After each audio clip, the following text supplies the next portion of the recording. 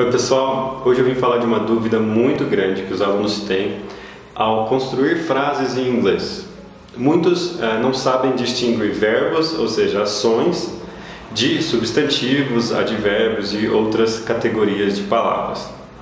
Em português nós fazemos isso meio que naturalmente, por praticar e tudo mais, mas como a nossa segunda língua geralmente nós queremos aprender muito mais rapidamente, existem alguns atalhos para que você corte esse caminho, não precise começar a falar bem depois de 8 anos, assim como fizemos no português. Então, aí vai algumas dicas de como identificar essas palavras e como utilizá-las corretamente no inglês. Então, antes de mais nada, eu separei alguns exemplos. Primeiro, a palavra sentence. A palavra sentence, como você pode ver, ela pode ser o verbo sentenciar ou o substantivo sentença. Se você parar para pensar, isso pode ser positivo para o aprendiz, porque imagine em português, você tem que decorar a palavra sentença e também o verbo sentenciar e todas as suas variações, ou seja, eu sentenciei, eu sentenciarei, ela sentenciava, ela sentenciou e tudo mais. Em inglês é o verbo sentence, passado sentenced, com ed no final, com d no final, né? E o verbo will sentence ou as outras variações que nós usamos para criar o futuro. Então, não muda muito, né? Na verdade, ele vai mudar de fato no passado e na terceira pessoa do singular, ou seja, he, she, it, quando nós incluímos o s na conjugação para distinguir a pessoa. Então, como você pode ver, essa dúvida que os brasileiros têm, na verdade, é uma coisa que deveria ser mais fácil. Alguns verbos também são substantivo e vice-versa. Quer ver um outro exemplo legal? O verbo play, ou to play, né? Jogar, brincar, etc. O substantivo play, ou seja, quando não tem o to atrás ou quando não tem uma pessoa conjugando, se torna um objeto, se torna uma coisa. Então a brincadeira, a jogada, né? Se torna um substantivo. Então você tem os dois. Mas aí você pode me perguntar, mas quando eu sei que é verbo e quando eu sei que é um objeto? Exatamente isso. No inglês, quando você tem um to antes de uma palavra, aquilo é meio que uma pessoa neutra, é um ocupador de lugar. É para dizer que aquilo está no infinitivo, né? Muitos professores inventam estratégias incríveis, mirabolantes para decorar isso, mas basicamente o to antes de um verbo ou de uma palavra está indicando que ali não há uma pessoa, ou seja, aquele verbo está na sua forma original, sem conjugação. Porque se você parar para pensar, I play e to play são parecidos. O play, ali, a parte do play está exatamente igual. Então o que vai distinguir é quem está conjugando. É uma das pessoas que nós já conhecemos, eu, ela, ele, nós e tudo mais, ou é o to, que na verdade não é uma pessoa, é meio que um ocupador de lugar ali para dizer que ali está vazio, que aquele verbo não tem pessoa conjugando. Então essa é uma dica de entender quando é verbo e quando é substantivo. Alguns outros exemplos de verbos também são set, que pode ser um arranjo de coisas, né, um aglomerado de coisas da mesma categoria, ou o verbo arranjar, definir, reunir, essas coisas do gênero. Outro verbo, end, pode ser o fim ou finalizar com algo, né? Vai depender de como você está usando isso na frase.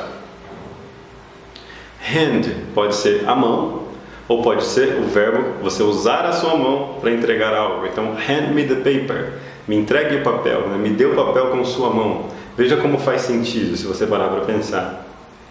E por fim, o mais interessante, e também fica uma conclusão final para você, é a palavra well, que significa bem, como nós conhecemos, mas também significa um poço de água, né? Um aglomerado de água. E aí vem uma parte interessante de se estudar língua, você aprende um monte de coisa legal também. Eu me parei para pensar uma vez, eu parei e pensei, por que alguém chamaria um poço de água well, que significa bem? Não tem nada a ver, vamos procurar a associação. Então eu gosto de fazer um estudo chamado... Como eu gosto de fazer um estudo chamado etimologia, ou seja, a origem das palavras, como as palavras se formaram, eu fui atrás da etimologia da palavra well, substantivo, né, que seria o poço de água. E aí eu descobri diversas coisas interessantes. Por exemplo, em alemão, well, que é o well com o e no final, significa onda, né, uma formação de água. Existe um rio Existe também um rio ou um lago, não me lembro, na Polônia chamado well, ou vel, porque eu não falo polonês, mas é um well com um L só. Então existem diversas teorias que falam que Portanto, diversas teorias linguísticas, né, e históricas dizem que o well de poço de água do inglês vem da influência dessas duas palavras, ou dependendo do grupo etimológico de uma ou de outra, mas que o well, como poço de água, não tem nada a ver com a palavra well, que é bem, e sim vem uma coisa histórica, né, geográfica, migratória, que influenciou nessa palavra. Olha que interessante. E aí, concluindo esse vídeo, uma ideia muito legal. Muitos me perguntam, né, meus amigos gostam de caçoar e mandam para mim notícias dizendo: agora o Skype tem um tradutor simultâneo, você não precisa mais estudar inglês, você pode falar no microfone e vai sair do outro lado já traduzido perfeitamente, sem erro e tudo mais. Diversas tecnologias, agora tem até um microfonezinho que você compra, tem plugins para o seu celular, você adapta um fone e sai numa conversa pessoalmente, você já vai estar traduzido. O que você pensa disso? Você já está fechando a sua escola de inglês? O que está acontecendo? Gente, não. Primeiro, se um dia todo mundo começar a utilizar isso aí, a gente fecha a escola de inglês e trabalha com outra coisa. Beleza. Mas eu não acredito que isso vai acontecer. Por quê? Porque estudar uma língua é um estilo de vida. É uma coisa que muda a sua vida para sempre. Então seria muito fácil para mim usar o Google Tradutor em reuniões. Eu conheço gente que faz isso. Meu irmão faz isso. Ele fala no celular, coloca o celular pro indivíduo que fala outra língua e o celular fala a tradução do que ele quer falar. Mas cadê a humanização dessa conversa? Cadê o conhecimento cultural das coisas? Você acabou de ver como é que o well, poço de água, foi criado no inglês, foi influenciado a se tornar poço de água em inglês. E esse conhecimento vai para onde? Esse conhecimento histórico, né? Sociólogo, a parte social mesmo, né? De interação, de pessoa com pessoa que vão criando palavras e mudando a nossa sociedade através da língua. Cadê? Não vai ter. Então por isso que eu não tenho medo disso. Eu acho muito interessante. Eu acho que ainda vai haver público por muitos anos. Acho que por toda a minha geração e as próximas gerações. Eu acho que nunca vai acabar, na verdade. Porque quando você começa a estudar língua e você realmente se apega a essa parte cultural, essa parte interessante, né, histórica, é muito legal. Você se enriquece como ser humano, você tem mais assunto em qualquer ambiente. E você, de uma forma geral, você se aprimora, né? Então era isso. Espero que tenha sido útil.